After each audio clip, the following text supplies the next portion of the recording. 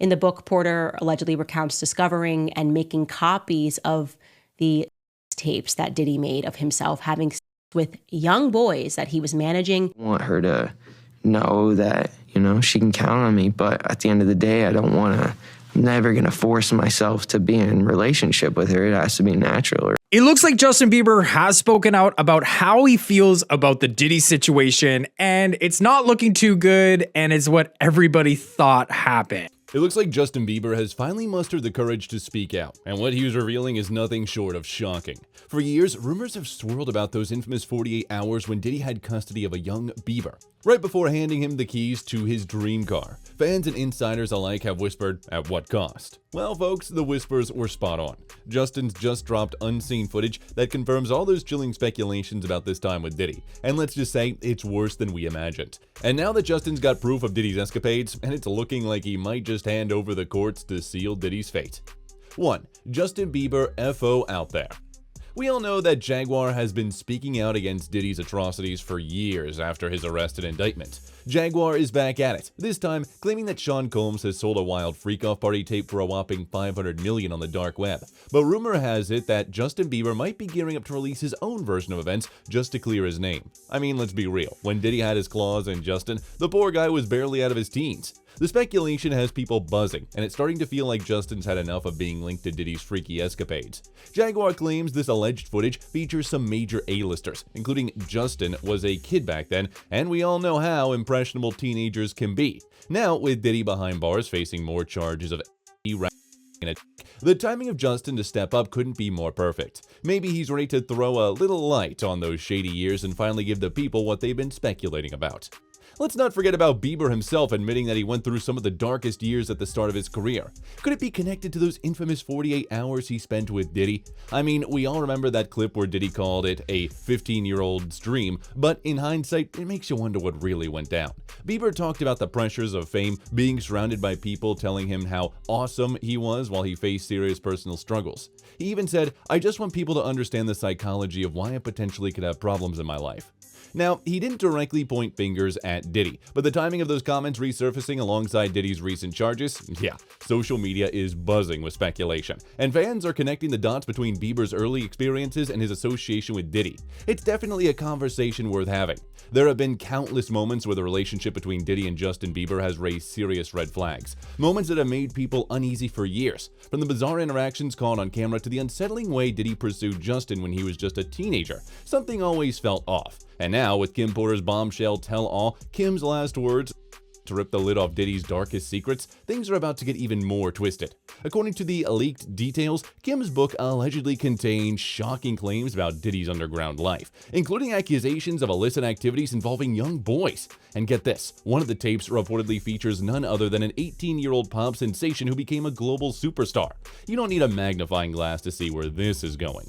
The whispers are getting louder and more people are starting to connect the dots. In the book, Porter allegedly recounts discovering and making copies of the tapes that Diddy made of himself having sex with young boys that he was managing. Bieber's early years in the entertainment industry have always been shrouded in mystery and speculation. He opened up about the dark times he endured and the toxic pressures he faced. And let's not forget about those resurfaced videos of a young, visibly under the influence Justin at Diddy's infamous parties. Parties that were allegedly more than just about music and dancing. Rumors have long circulated that Diddy's inner circle activities no one would dare speak of publicly. But with Kim Porter's memoir about to drop, that silence may finally be shattered. And now that Diddy's behind bars and Kim's explosive revelations are about to be unveiled, Justin might be feeling the pressure to come clean about his own experiences.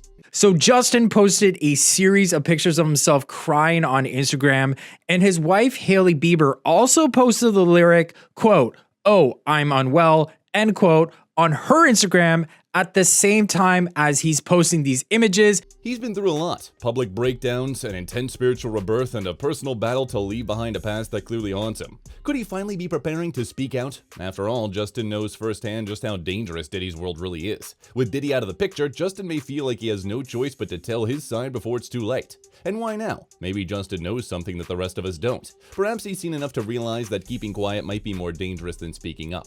Diddy may still be behind bars, but the reach of his empire and the secrets secrets that hold it together could still pose a threat to anyone connected to it, including Justin.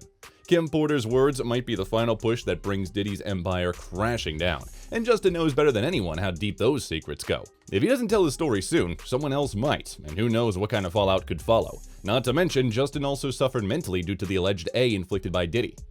It's hard to get out of bed in the morning with the right attitude when you are overwhelmed with your life, your past, job, responsibilities, emotions, your family, finances, your relationships, when it feels like there's trouble after trouble after trouble. Justin Bieber has also talked about doing heavy how it affected his relationships and how badly he treated women. The singer wrote, "I started doing pretty heavy at 19 and aid all of my relationships. I became resentful, disrespectful to women, and angry. I became distant to everyone who loved me, and I was hiding behind a shell of a person that I had become. I felt like I could never turn it around, and it's taken me years to bounce back from all those terrible decisions, fix broken relationships, and change relationship habits." Now, while things are taking place, Justin is also expecting a baby. With everything that's been going on, Justin Bieber's friends apparently think that being a first-time dad may be too much for him. The Ghost Hitmaker's pals fear that the singer may not be able to handle the stress of parenthood. Justin already has a hard time coping with a life in the spotlight, so the worry is the stress of having a child to take care of and protect will be more than he can handle. Hailey's been his rock, but now she's got to make being a mother a priority. Justin Bieber is a... I was horrified when I saw this, not because of the idea that Justin Bieber would be engaged in these sorts of things at these parties, but because I understood. 2. Thalia Graves speaks out. Just like Justin, more and more victims are finding the strength to speak out against Diddy and the horrific acts he's allegedly committed right in plain sight. One of the latest to break her silence is Thalia Graves, a woman who's been haunted by a dark secret for over 2 decades. After years of fear and torment, she's finally stepping into the spotlight, filing a lawsuit that could be the tipping point in exposing the monstrous truth about Sean Combs. In a lawsuit filed in New York federal court, Graves painted a harrowing picture of what allegedly went down inside the infamous Bad Boy record studio back in 2001. She was just 25 years old at that time, walking into what should have been a routine visit to the heart of Diddy's empire. But what she thought would be a normal night soon turned into her worst nightmare. According to the lawsuit, Graves was handed a drink that she believes was spiked, knocking her out cold. When she woke up, she found herself in a terrifying scene, bound, restrained, and completely helpless. Graves claimed that both Diddy and his former security guard, Joseph Sherman, violently attacked her, slamming her onto a table before subjecting her to unspeakable acts. She said, "The internal pain after being essayed has been incredibly deep and hard to put into words. It goes beyond just the physical harm caused during the attack. It's a pain that reaches into the very core of who I am, leaving emotional scars that may never fully heal. Being blamed, questioned, and threatened has oftentimes made me feel worthless, isolated, and sometimes responsible for what has happened to me. I am emotionally scarred. I am glad that Combs is locked up, but that is a temporary feeling of relief." During the March raids on Diddy's lavish homes in Los Angeles and Miami, authorities uncovered a disturbing array of items that have left many people shocked. According to court documents, federal agents seized 3 AR-15s with defaced serial numbers, an alarming find on its own, but that wasn't all. What really raised eyebrows was the so-called freak-off supplies discovered at both locations. The feds reportedly took cases and cases of personal lubricant and baby oil, more than 1,000 bottles altogether. These items were allegedly used to stock hotel rooms for Diddy's notorious freak-offs, gatherings that have long been whispered about in Hollywood circles. The sheer volume of these supplies is pretty much the only confirmation we need of the scale of Diddy's secret lifestyle. It's becoming clear by the day that Diddy's life behind the scenes was far from the glamorous image he projected. Interestingly, Sean Combs stood before a Manhattan federal court, pleading not guilty to a staggering list of charges that could land him in prison for life. The 54-year-old music mogul faced U.S. Magistrate Judge Robin Tarnowski, who showed no leniency. After hearing the grim details of the case, the judge denied bail, siding with prosecutors who insisted Combs remain in detention before his trial. The 14-page indictment unsealed just hours before his court appearance. According to it, the charges conspiracy and transportation to engage in P carry a maximum sentence of life in prison with a minimum of 15 years if convicted. Yeah, you heard that right. Prosecutors claimed Combs enticed women with D's like candy, financial support, or even promises of a boost in their careers or romantic relationships. But what makes this even more sinister is the allegation that Combs used recordings of the S acts as collateral to ensure the women's silence. The indictment also revealed that he allegedly displayed weapons to intimidate and control both his victims and witnesses. Though the number of victims remains unspecified, what's clear is the brutal nature of the accusations. While Combs was not directly engaging with the unwanted S contact, he is accused of attacking women, punching, kicking, and dragging them, even throwing objects at them. Prosecutors further alleged that Combs and his associates resorted to extreme measures like bribery, and kidnapping to keep his dark secrets hidden. When an attorney for Combs said he would not have obstructed justice because he did not know he was the subject of a criminal investigation. However, Johnson, the prosecutor, told the judge, the defendant's power gives him a unique ability to influence and intimidate witnesses and victims. Witnesses we have interviewed have universally expressed their fear of the defendant. His influence makes it extremely difficult to convince people that they will be safe from his actions. Yeah, that sounds about right. In addition to that, the lawyer on Combs' side are also claiming that Combs is gaining major points by cooperating with the feds. But really though, there isn't much he can do in prison.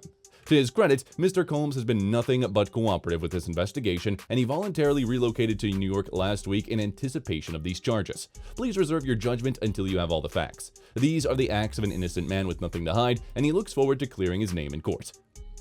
In addition to all that, Combs was caught red-handed trying to manipulate his victims. Authorities claimed in court that Diddy has been working overtime to silence anyone who might speak out against him. Prosecutors revealed that since he was sued in November by his ex-girlfriend, who accused him of years of physical and he has been in full panic mode. Not only did he allegedly reach out to Harper, but he also contacted witnesses who had received grand jury subpoenas and even one of his alleged victims. And you all remember Dawn Richard, right? The former Diddy Kane member? Well, on September 10th, she dropped a bombshell accusing Diddy of her and even holding her as captive. But here's the kicker. Richard claimed Diddy wasn't alone. His buddy Harper was in on it too, allegedly watching as Diddy assaulted his ex, Cassie. Instead of staying quiet and letting his lawyers handle it, what did Diddy do? He blew up Harper's phone with 128 calls and texts over a few days. Talk about desperate, right? And then Diddy's legal team had the nerve to say it was just two witnesses with different recollections of similar events. Yeah, sure. But it doesn't stop there. After Cassie sued Diddy, accusing him of all kinds of horrifying things, and even forcing her into those infamous freak-offs where Diddy just watched and recorded, what was his next move? Allegedly, Diddy reached out to someone else on his payroll, trying to convince them that everything was totally consensual. Real smooth, Diddy. And of course, in true Diddy fashion, he and Cassie settled that lawsuit in no time. The terms? Completely secret. Diddy denies everything, as usual, but actions speak louder than words, don't they? And even though Diddy was keeping tight-lipped about the settlement details, the prosecutors weren't holding back. They dug up some juicy info, revealing that just 3 days after Cassie filed a lawsuit, Diddy called an unnamed person twice. Now here's where it gets interesting. This person just so happens to be someone Diddy has been financially supporting. Coincidence? I think not. Also, the prosecutors weren't just making things up, they had receipts. They claimed Combs asked for the victim's support and friendship and attempts to convince the victim that she had willingly engaged in acts with him. Combs also can be heard telling the alleged victim that if she continues to be on his side and provide support and friendship, that she doesn't have to worry about anything else. It's just a thinly veiled reference to continuing that financial support. Anyway, Diddy Kane, Aubrey O'Day, who has been outspoken about Diddy in the past, reacted to news of Diddy's arrest. She said, "The purpose of justice is to provide an ending and allow for us all to create space for a new chapter. Women never get this. I feel validated. Today is a win for women all over the world, not just for me. Things are finally changing."